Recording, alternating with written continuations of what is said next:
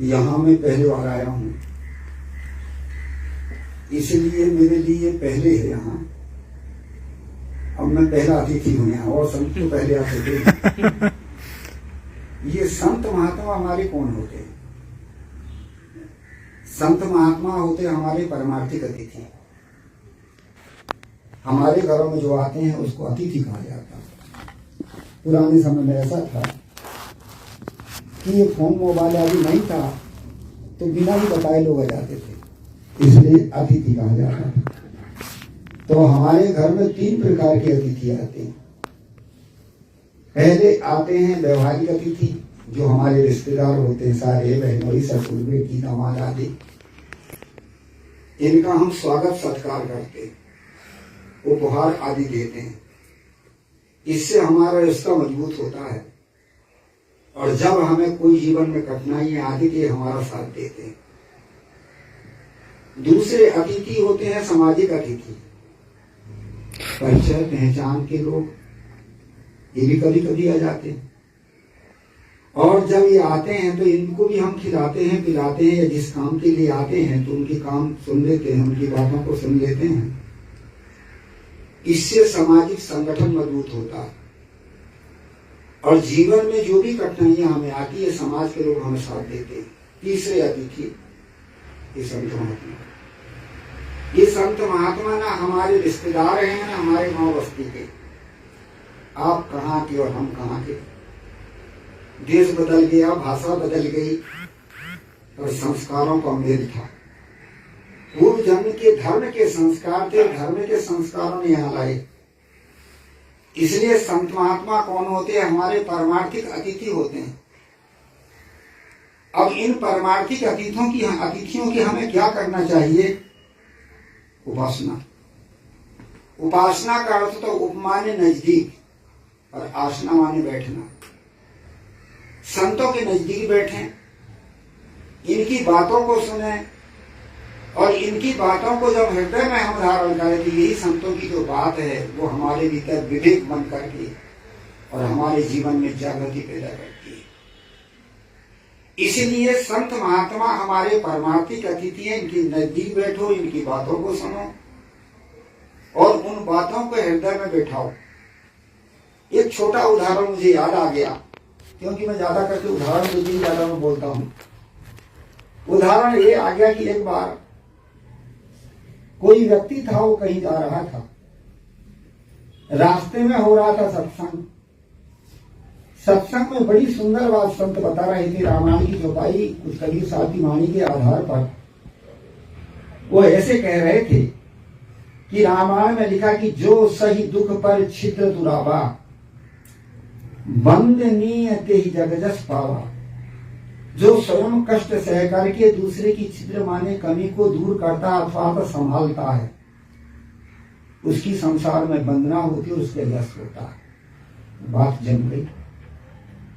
और सदगुरु कबीर साहब की पंक्ति को भी लेकर वो बोल रहे थे। संत कबीर ने कहा है कि अब तैं रहाऊ संभाले राम विचारे, खुद संभलो और सब प्राणियों को राम समान सबके समझ करके सबके साथ अच्छा व्यवहार करो। अब तैं संत कबीर साहब ने कहा है खुद संभलो और दूसरों को संभालो। बात बड़ी अच्छी लग गई। आदमी के भीतर में जब है पूर्व के संस्कार उदय होते हैं, धार्मिकता का भाव जब आता है, तो ज्ञान की बात में लगती रुचि, और जब ज्ञान की बात में रुचि लगती है तो वह जो ज्ञान की बात है उनके भीतर में घर कर जाती है, और वही उसका गुरु बन जाता है। बड़ा सुंदर कहा है कि जो गुरु बसे बनारस शिष्य समुंदर तीर, बिसराए बिसरे नहीं जो गुण हो शरीर। गुरु चाहे बनारस में हो, चाहे कलकत्ता बनारस में हो, और शिष्य मुंबई के तीर, कलकत्ता, मद्रास आदि में हो, पर गुरु ज्ञानियों के द्वारा जो दी हुई बात है वो बिसरती नहीं। इसी प्रकार से उस व्यक्ति के भीतर में बात जम गई। कुछ दिन के बाद में 18 साल बीत गए। 18 साल बीतने के बाद में उसने अपने लड़के की शादी की। जब लड़के की शादी की तो नई नई बहू आ गई घर में, बड़ी प्रसन्नता हो गई। लोगों होती है, लोगों के घर में बड़ी प्रसन्नता, बहुत खुशी हुआ। आशीर्वाद समारोह मनाया गया और सब लोग आए थे। बहू को जो कुछ देना था दिए और उस बहू के द्वारा भोजन बनवाया गया और उस भोजन को गांव के जो जाने माने लोग थे उनको भोजन करवाया गया। सब लोग भोजन कर लिए, भोजन कर करके सब चले गए और पीछे से वह व्यक्ति जिसने ये सत्संग की बात सुनी थी वह भी भोजन करने के लिए बैठा। हुआ है कि जब भोजन करने के लिए बैठा तो दाल में नमक ज्यादा और सब्जी में मिर्चा ज्यादा, खोपड़ी खराब हो गई। खोपड़ी खराब जानते हो, अपने मन के अनुसार नहीं होता है तो मन में फिर विपरीत चीज आती है, क्रोध आ जाता है। घर परिवार में ऐसे ही होता है। ये जब खोपड़ी खराब होती, जब हम नहीं संभाल पाते, वही जो है विद्रोह पैदा होता है। खोपड़ी खराब हो गई। उसने सोचा कि चलो इसलिए घर छांट करके इतनी लड़कियों को देख करके और ये बहू को लाया और इस पगली को भोजन बनाने का भी ढंग नहीं और मेरी तो नाक ही कट गई। कभी कभी आदमी सोच के समस्या तैयार करता है। समस्या एक बात और बताऊं, परिस्थितियां आती हैं, अनुकूलता प्रतिकूलता, ये परिस्थितियां ये जीवन में हमारे पूर्व कर्मों के आधार पर प्राणी पदार्थ के संयोग से परिस्थिति आती है। पर समस्याएं हम वर्तमान में अपने मन से सोच करके बनाते हैं। परिस्थितियों का तो समाधान हो जाता है, परंतु संस्कार जो है समस्या का समाधान बड़ा मुश्किल है। बूढ़े ने बना दिया समस्या कि इतने घर छांट करके लड़की लाया तो भी इसको भोजन बनाने का ढंग नहीं, मेरी तो नाक कट गई। क्रोध आ गया और जब क्रोध आता तो आदमी उठपटांग करता। जैसे हृदय में भाव होते हैं वैसे ही मस्तिष्क में विचार होते हैं, जैसे विचार होते हैं वैसे तो हम कर्म करते हैं। इसी प्रकार से उसका भाव बिगड़ा, विचार बिगड़ा और उसने सोचा कि चलो अब दो चार सुना दो इसको। जैसे घर परिवार में लोग सुनाते हैं ना, तेरे बाप घर ऐसे खाते हैं, तेरी माँ ने यही सिखाया था। आदमी के हृदय को टुकड़े टुकड़े कर देते हैं। कहां से घर परिवार सुखी होगा। इसी प्रकार से बूढ़े को जब क्रोध आया और क्रोध आते ही सत्संग की बात याद आ गई। कभी कभी ये होता है, पुराना बीज बरसात के पानी में नहीं उगता, पड़ा रहता है और जब समय आता है तो अपने आप उग जाता है। बहुत से ऐसे बीज होते हैं जो फसल काटने के बाद में झड़ जाते हैं और झड़ने के बाद में पूरी बरसात हो जाती है, परंतु वो बीज जैसे की तैसे पड़ा रहता है और जब समय आता तो बीज उग जाता है। ज्यों खेत में बीज सड़ता न गलता, संयोग पाकर समय पर उपजता। इसी प्रकार ये संस्कार होते हैं। 16 साल के बाद वो ज्ञान के संस्कार जो थे, संत ने बताया था, झटपट उसे याद आ गया। जैसे क्रोध आया, जैसे विकृति आया, तैसी विवेक भी जाग गया और जब उसका विवेक जागा तो सत्संग की बात याद आ गई। उसने कहा कि ओहो मैं गलत कर रहा हूं। कहा जाता कि जब विवेक जागता है, विवेक जागने पर ही हमारी विकृति हमें समझ में आती है कि हम कितने पीछे हो रहे हैं। ऐसे जब विवेक जागा तो उसे याद आया, ओहो महात्मा जी तो बड़ी अच्छी बात बता रहे हैं। वो तो कह रहे थे कि खुद संभलो और दूसरे को संभालो। जो स्वयं संभलता है वो दूसरे को संभालता, वो संसार में यश पाता और सुख पाता है। पर मैं क्या कर रहा हूं। जब विवेक की जागृति आती है तो अपनी अज्ञानता अपने आप को दिखती है। दो प्रकार के चश्मे होते हैं। एक बाहर का चश्मा होता है जो हमारी जो है बाहर की दृष्टि को के द्वारा हम देखते हैं, ये बाहर का है। एक भीतर का चश्मा होता है, हमारी सोच, हमारी समझ। इसी प्रकार से उसको विवेक रूपी समझ जब जागी तो अपनी कमी समझ में आ गई कि मैं गलत कर रहा हूं, रुक गया। ये है विवेक।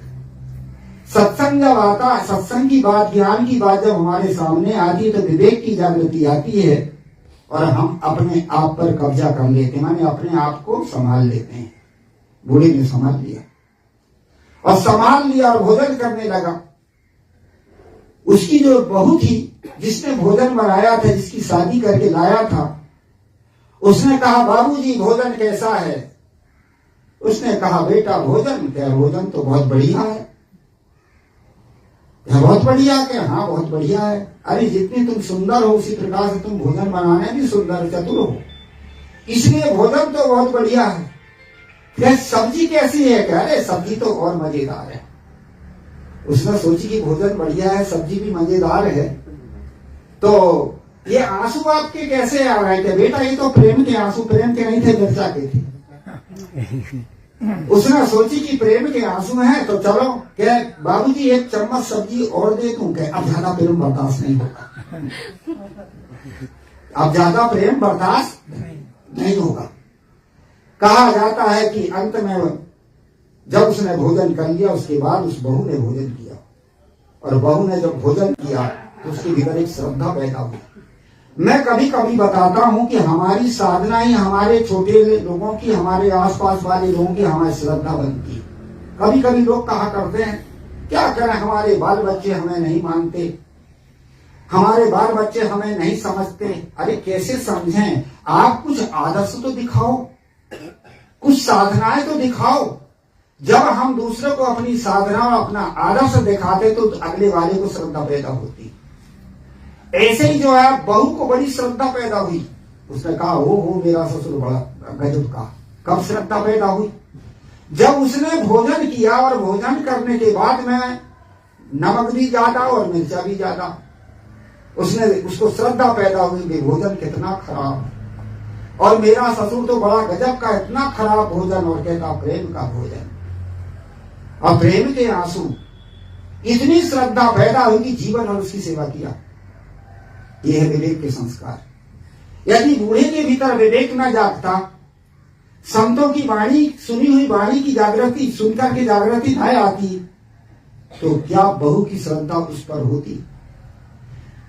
गांव के लोग यदि पूछते बेटा घर के लोग कैसे, परिवार के लोग कैसे, लोग कहते सब तो घर के ठीक है, परिवार भी ठीक, सबसे बढ़िया ससुर है। वो ससुर क्यों बढ़िया बना? संतों की वाणी को सुना था, उसके ज्ञान के जो संस्कार थे उसके भीतर विवेक की रूप में जागृति होकर के उसको विपत्ति से टाल दिया। अर्थात जो घर में कलह पैदा होने वाली थी वो विपत्ति थी, और कलह से उसको बचा लिया। तो वो कहती थी कि सबसे बढ़िया ससुर। जीवन भर उसने ससुर की सेवा की। कहानी का तात्पर्य है संतों के सत्संग से हमें विवेक की जागृति होती है। ये संतों से और कोई दूसरी चीज नहीं मिलती। संसार में लोग समझ लेते कि संत कोई आशीर्वाद देने वाली मशीन है, धन बढ़ाने वाली मशीन है। इसलिए कितने लोग ऐसे भावुक होते हैं, वो क्या काम करते, संत महापुरुषों का संपर्क क्यों बनाते हैं कि महात्मा कोई आशीर्वाद दे दें जिससे हमारे घर में धन बढ़ जाए, महात्मा कोई ऐसा मंत्र बता दे जिससे हमारा जीवन सुखी हो जाए। कई बाहर की चीज संत नहीं देते, संत वही देते जो आपके पास है, और उसको चलाने का ढंग संत देते हैं। हमारे पास हम क्या क्या है? हमारे पास शरीर है, हमारे पास प्राणी है जिनको हमने अपना माना है, हमारे पास पदार्थ है, धन रुपया पैसा संपत्ति आदि, और हमारे सामने है संसार। और ये चीज हमारे सामने, इसमें रहकर के कैसे हम अपने जीवन को इनके बीच में रहकर के संभाल करके चले, ये युक्तियां संत महात्मा देते, और यही शिक्षा हमें संत देते हैं। लोग तो समझ लेते संत और जो है आशीर्वाद की मशीन है। कभी कभी लोग हमसे भी पूछ लेते गुरु जी सट्टा का नंबर बताओ। हम कभी ये सट्टा के नंबर से क्या होता है? अरे खेल लेंगे तो जीत जाएंगे, उनको पागल हो, सट्टा से इधर होता, और ये नंबर संबर से कुछ होता तो हम ही ऐसा कर लेते हैं। तुम्हारे 5-10 रुपया से हम गुजारा ना करते। तो इसीलिए संतों को ये समझ लेते हैं। कोई सोचता कि बाल बच्चे नहीं है तो संत आशीर्वाद दे दो तो संतान पैदा हो जाए। हमारे गुरुजी सदगुरु श्री राम स्वरूप साहब जी के साथ में छत्तीसगढ़ में घूम रहा था। एक सज्जन आए, मेरे से कहा गुरुजी के दर्शन करना था। हम कहा ठीक है हो जाएगा, पर अभी स्नान कर रहे हैं। और वो नेपाली थे, यहाँ के थे, ज्यादा पानी में नहाते थे, शरीर में विशेष गर्मी होती थी, छाले पड़ जाते थे, तो टाइम लगता था। मैंने उस व्यक्ति से कहा बैठो थोड़ा, 1 घंटा आधा घंटा के लगभग लगेगा भाई, बैठ जाओ। बैठा, और जब मेरे पास में बैठा तो उसके साथ एक महिला भी थी। कहने लगा गुरुजी, उनका क्या बात है भाई? क्या मैं, ये मेरी पुत्र वधू है, और 10 साल हो गए इसकी संतान भी नहीं हुई है। इसीलिए मैं आप लोगों से गुरुजी से आशीर्वाद लेने आया हूं कि एक आध बाल बच्चे जल भरत आदि कुछ तो हो जाते। मैंने कहा दिमाग खराब है का, बिना बाल बच्चे के हमें घूम रहे थे, देखो कहां से दे दें। अरे संत महात्माओं के पास ना धन है, ना परिवार है, ना संसार है, सब छोड़ के निकल गए। अब हम जो छोड़ दिया उसको हम मांगते, कितना उल्टा दिमाग है। संत एक चीज नहीं देते हैं, संत देते हैं जो आपके पास चलाना है उसको चलाने का तरीका देते हैं, पर हम भौतिक वस्तुओं को मांगते हैं। एक भौतिक वस्तु किसी के मांगने से नहीं मिलती, ये आपके प्रारब्ध और पुरुषार्थ के संयोग से मिलेगी। 3 प्रकार की चीज होती है।